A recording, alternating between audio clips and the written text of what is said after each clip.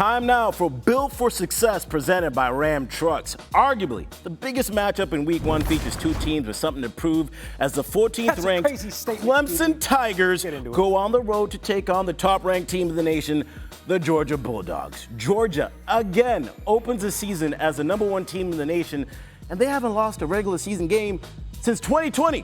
So let's go ahead and talk about it, Gary, with a simple game. And we're going to call this Love It or Hate It. We got an L, show the people the L, that will be for love, not lose. And we got a dookie if you hate it, because sometimes you love chocolate ice cream, but we're going to say that's a hate it. That's what it is. I also love how this is like most approved, and Georgia's like won 2 of the last 3 national championships. And before they came into prominence, it was Clemson winning all the national championships, but all of a sudden, Week 1, we're like, they better win it now in August. Otherwise. And we're going to talk about a couple things as to why Clemson has kind of gotten to this position where they are right now. So I'm going to give you some prompt, and you decide if you love it or hate it. Cool. Starting off with Carson Beck at the quarterback position. He is back after passing for nearly 4,000 yards a year ago. So love or hate Carson Beck's chances at winning the Heisman? All right, I'm going to focus on the specific question. First and foremost, though, Alex, as our director, is going to hone in on this. You know what I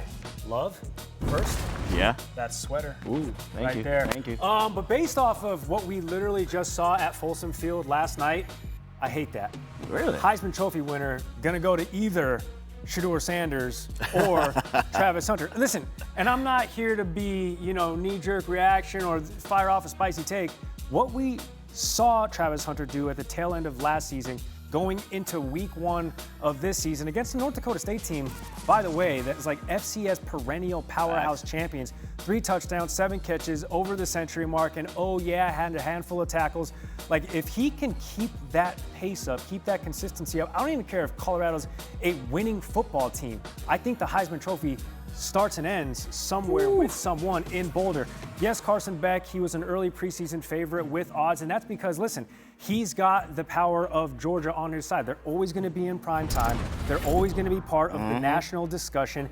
The Great Northwest, Dylan Gabriel, right now he's the odds-on favorite, but it's a quarterback award. So I also like sprinkling in the X factor that is a two-way star. And after Week 1, people are saying the best college football player on the planet in Travis Hunter. You're going to put the Dookie up. Okay. Dookie, which is no disrespect to Carson Beck, who is in his 5th year at Georgia, which is such a rarity to see, especially in the day of stop it. I love this. Come on, man. Winning the Heisman? Yes. Think about it. So Carson Beck is back, but not only him being back, the offensive coordinator, Mike Bobo, is back, right? So this is their 2nd year together in the same system. Last year, they averaged almost 500 yards per game, scoring nearly 40 points per game, and they added in the transfer portal. Georgia added at the wide receiver position. They added at the running back position. They added at the offensive line. They literally have one of the best offensive lines in the country. So now you bring back Carson Beck. You talk about all the things in terms of protecting the quarterback, giving him a run game, giving him some weapons. I think this is the year he becomes unlocked. But their schedule is going to be tough, and I see that. But the thing about Shedeur is he's going to have a little bit of a lighter schedule than Georgia will have. Now, the Georgia, I emphasized it at the beginning, they haven't lost a regular season game since 2020. So, love it or hate it, Georgia should be favored in every single game this season. And listen, here's their schedule, by the way. I am an honorary member of them dogs. All that being said, look at this middle of the season gauntlet. They have to go to Alabama. They have to go to Texas, and they have to go to Ole Miss. All 3 of those teams, as presently constructed, 4, 5, and 6 in the national rankings. Alabama going to give them their best shot. Obviously, everything is still an unknown with Caleb DeBoer in his first season down there at Tuscaloosa. But Texas, if it's not Georgia, it's going to be Texas winning the SEC. But Hotty Toddy would like a word, because Jackson Dart and Lane Kiffin's system, they are going to hang up points. So all that said, gosh, that's so difficult. Back-to-back. Back-to-back Dookies. I mean, on road games, Bama, Ole Miss, and Texas, that's tough. That is tough.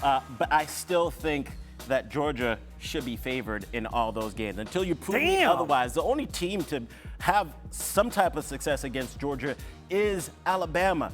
They have dog-walked everybody that they have faced.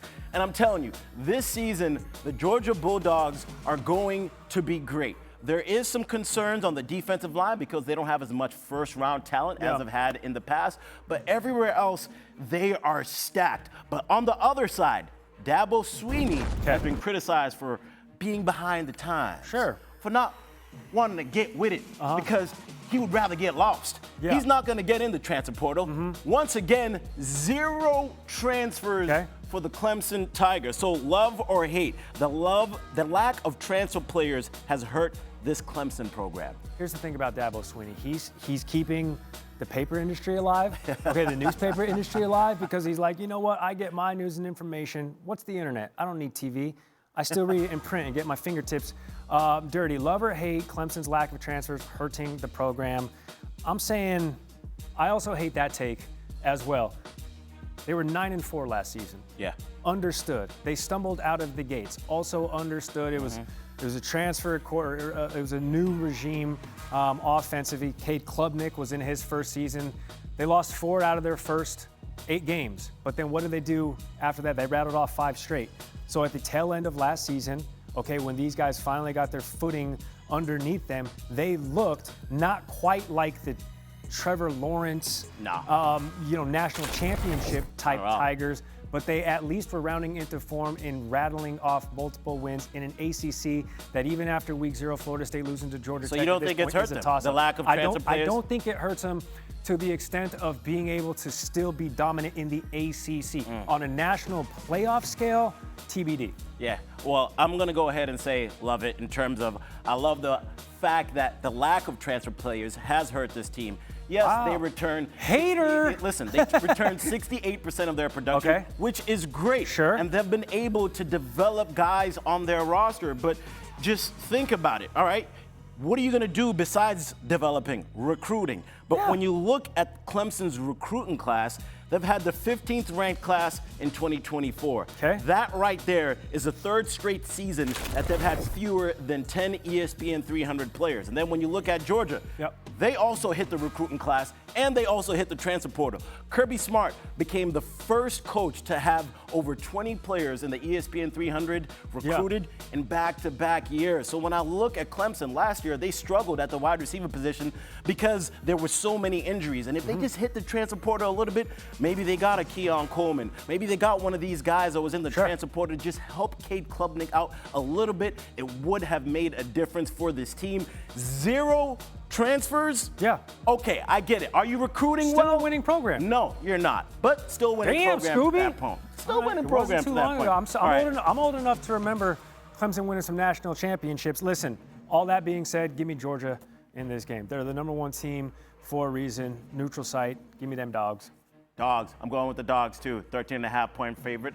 I'm rolling with them. All right. So plenty of top 25 action going on. So let's talk about it. And we're going to start off with USC at LSU. It is on ABC. SEC on ABC is getting started. It's a top 25 showdown in Las Vegas. So which team do you think needs